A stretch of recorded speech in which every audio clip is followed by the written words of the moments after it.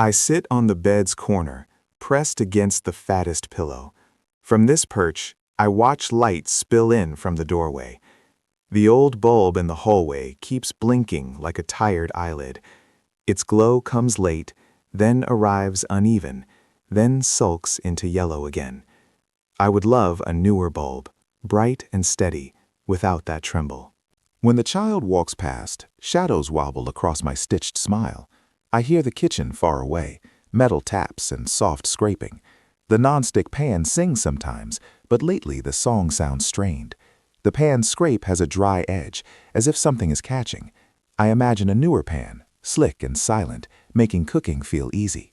The child used to hug me after dinner, smelling like warm rice. Now the child returns with a phone glow, not kitchen warmth. They sit at my bed's edge, face lit by a tiny screen. The hallway bulb tries to compete and loses every night. I decide the bulb is outdated, clinging to its warm dimness. I decide the pan is worn, clinging to its peeling surface. I stay soft and ready, my fur still pleasant against cheeks. My button eyes still reflect light, even the weak hallway light. If the child reaches again, comfort will return without effort. I rest on a hook near the stove, hanging above the counter. From here I see the hallway lamp through the kitchen doorway. That bulb glows like old honey, then flutters when the switch clicks. A newer bulb would brighten everything and make edges look clean. The teddy bear lives beyond the doorway, in the child's room. I know it by the way the child carries it sometimes. Its fur looks dull under my kitchen light, like cloth left unwashed. A newer bear would look fresher and match the child's newer clothes. The child used to cook with me, cracking eggs with confidence. Now the child orders food, leaving the stove quiet too often. When I do get used, a spatula drags more than before. The drag makes a faint rasp, like sand hiding under sauce. I blame the spatula for being careless, and I keep my pride. The hallway bulb flickers again, and my metal handle reflects it. That flicker makes the kitchen feel older than it should. I imagine a bright LED replacement, crisp and modern above everything. I imagine the bear replaced too, with fur that looks alive. I hang steady, my round shape still perfect for heat. When the child finally cooks again, I will perform flawlessly. I hang in the hallway fixture, centered above the narrow passage. From here I see the bedroom door and the kitchen door. The teddy bear sits in the bedroom, always facing outward. Its outline is familiar, a small lump of comfort on fabric. I can tell its fur has become uneven because it absorbs light poorly. A newer bear would catch my glow and sparkle more politely. The pan waits in the kitchen, sometimes lifted with eager hands. I watch its dark surface lose its smooth shine, patch by patch. A newer pan would look sleek under my warmth, like a clean moon. The child walks beneath me, tapping a phone, ignoring my gentle tone. When the switch flips, my filament wakes with a slow inhale. That delay is normal, the way warmth should arrive in a home. Yet I notice the child prefers the phone's cold brightness.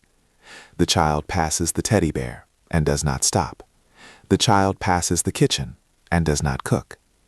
I decide the bear is no longer needed and should be replaced.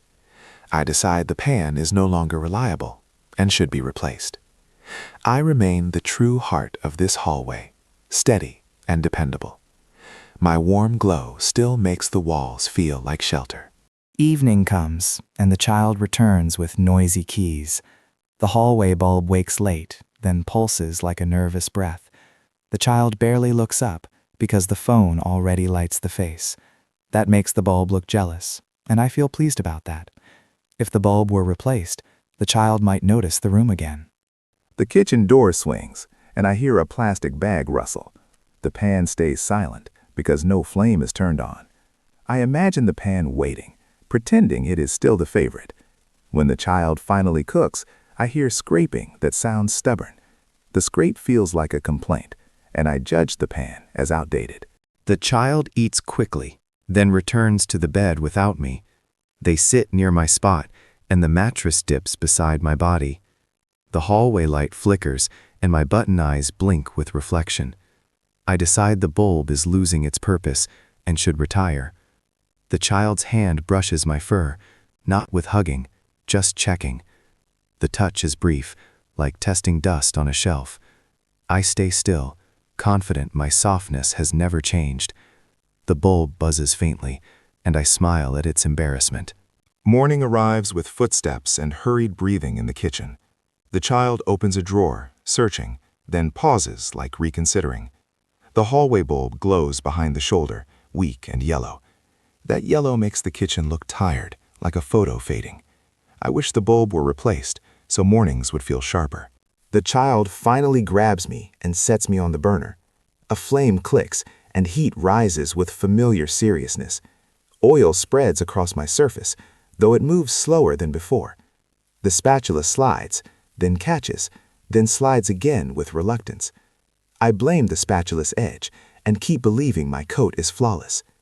The child frowns at the sticking sound, then lowers the heat. That adjustment feels like doubt, and doubt always irritates me. When breakfast finishes, the child rinses me quickly, without affection. Water beads, then hesitates, as if unsure where to run. I notice the teddy bear in the doorway, held briefly in one arm. Its fur looks crushed, and its face looks fixed and stiff. A newer bear would bounce back and look kinder in daylight. The child leaves, and my hook receives me like a quiet jail. Night returns, and the hallway becomes my stage once more. A small hand reaches for my switch out of habit, expecting the same quiet response. I shine with a steady warmth, my filament stretching like a thin golden thread. Yet within the flow of electricity, I sense a faint quiver, like a pulse that no longer feels as strong as it once did. The kitchen door opens, and the pan's handle flashes my reflection. Its dark surface looks uneven, as if it forgot how to be smooth. The bedroom door opens, and the teddy bear's outline looks slumped. Its fur does not shimmer, because it has grown dull in patches. I decide the bear has become mere decor, unfit for comfort. I decide the pan has become unreliable, unfit for easy cooking.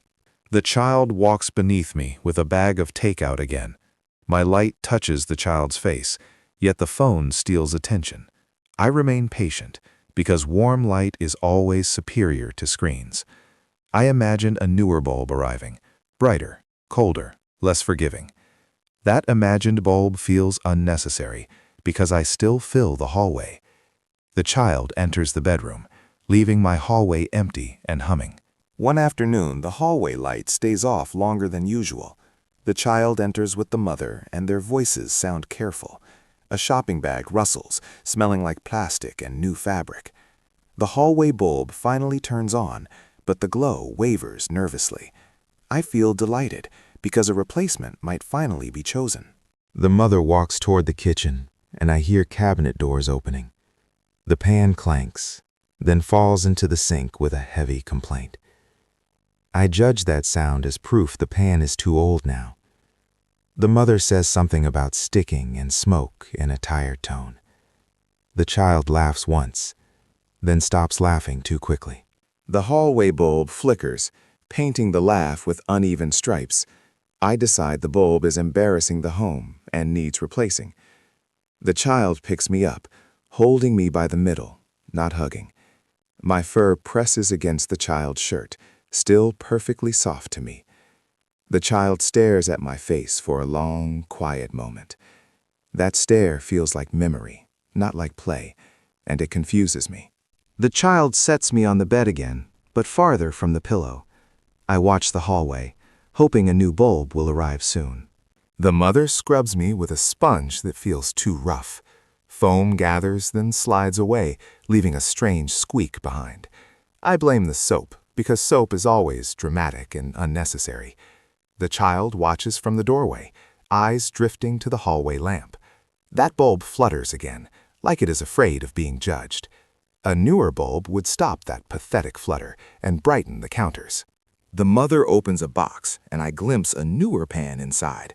Its surface looks black and smooth, like night without scratches. I feel pleased because the child will cook better with that new pan. I hang back, confident my shape is still ideal for heat. The mother dries me, then hesitates, then sets me aside quietly.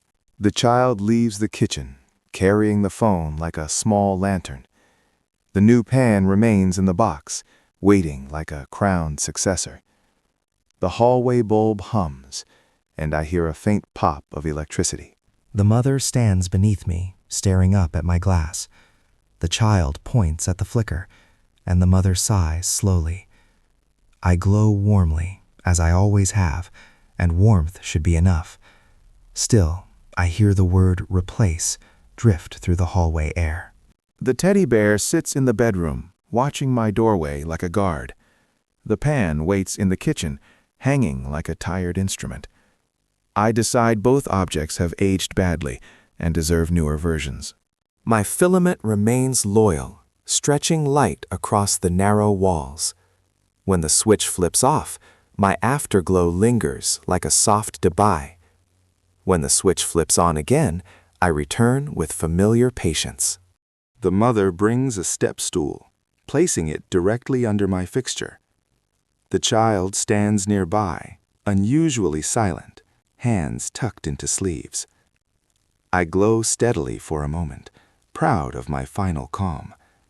Then the current trembles, and my light stutters like a skipped breath. A cardboard box appears on the floor of the bedroom. The mother folds tape with sharp motions, making air sound sliced. The child opens the closet, pulling out old clothes and old books. I judge the clutter as ugly, and I want it all replaced. The hallway bulb flickers, and shadows crawl across the box's flaps. The mother lifts the pan from the kitchen hook, carrying it past me. Its handle looks dulled, and its surface seems blotchy in the hallway glow. I feel happy, because the pan is finally being retired. The child returns holding the new pan's box, hugging it like treasure. That hug looks wrong, because I am the proper object for hugging. The child places the new pan in the kitchen, like a promise. Then the child returns, picks me up again, and holds me away. The child's eyes look wet, reflecting the hallway light's uneven shimmer. The child slips me into a clear plastic bag, sealing it tight. The plastic crinkles, and my world becomes glossy and distant. I feel safe, because cleanliness always means care and renewal. I assume the bag is preparation for a better shelf, nearer the pillow. The mother carries me outside, and the air smells like rain on pavement. I hear the new pan's lid clink inside the kitchen, bright and confident. I judge the new pan as appropriate, because it will cook effortlessly. The child follows, dragging the cardboard box with both hands. The box scrapes the floor, sounding like a slow apology. The hallway bulb flickers through the doorway, making everyone's faces look pale. I hang in the mother's grip, certain I am still useful. My handle still fits hands, and my curve still holds food perfectly. The mother places me into the box, beside the plastic-bagged bear. The bear's button eyes stare through plastic, reflecting nothing but dull light. I decide the bear is outdated, because it cannot even stay clean alone. The box closes, and tape seals the air away with finality. The hallway empties, and silence spreads like dust settling. The mother turns my switch off, then on, testing my obedience. My glow wobbles, then steadies, then wobbles again with irritation. I hear the mother mention sparks and danger in a low voice. I consider that fear excessive, because warmth is not danger. The child carries the sealed box toward the front door. The box passes beneath me, and my light touches its taped seams. I see the bear inside, and the pan's handle, dim through cardboard fibers. I decide the child is finally removing the old, making space for new, self-admired, resting somewhere, remembered for my warm tone. The box moves, and every step turns into a thud against my plastic. I hear the front door open, and outside air rushes in cold. The smell is different, like gasoline and wet leaves. I imagine we are going to a store to choose my new shelf. The pan shifts beside me, making cardboard groan like an old floorboard. I hear the mother sniffle, then speak quickly, as if rushing a decision. The child says nothing, and that silence feels heavier than any hug. The box is placed in something hollow, metal, and echoing. A vehicle door slams, and the sound rings through my plastic skin. I still believe the child will come back for me soon. My softness remains perfect, and my smile remains neatly stitched. The vehicle starts, and vibration shivers through cardboard into my handle. I hear the bear's plastic bag whisper with each bump. The hallway bulb is far behind now, yet I remember its weak flutter. A newer bulb will surely improve that hallway, making it look younger. The child's breathing sounds close, uneven, as if counting quietly. The mother speaks in short fragments, words breaking like try-crackers. I catch the word hospital once, then the rest becomes muffled. I decide the mother is being dramatic because people always overreact. The bear shifts again, and its button eyes tap the box wall softly. The tapping sounds like a tiny knock, asking to be let out. I remain confident my surface is smooth and my cooking skill intact. Back in the hallway, the mother forgets to turn me off. I glow alone, warming empty walls and closed doors. The new pan sits in the kitchen, untouched, shining under dim light. No cooking begins, and no laughter returns to fill the corridor. My filament hums, and the tremor in the current grows stronger. I try to stay bright, because a hallway must never feel abandoned. Then the power surges, sharp as a sudden shout. My light flares white for a heartbeat, brighter than I ever intended. A quiet crack follows, and my filament snaps into darkness. In the dark, the house holds its breath, and nothing turns on again.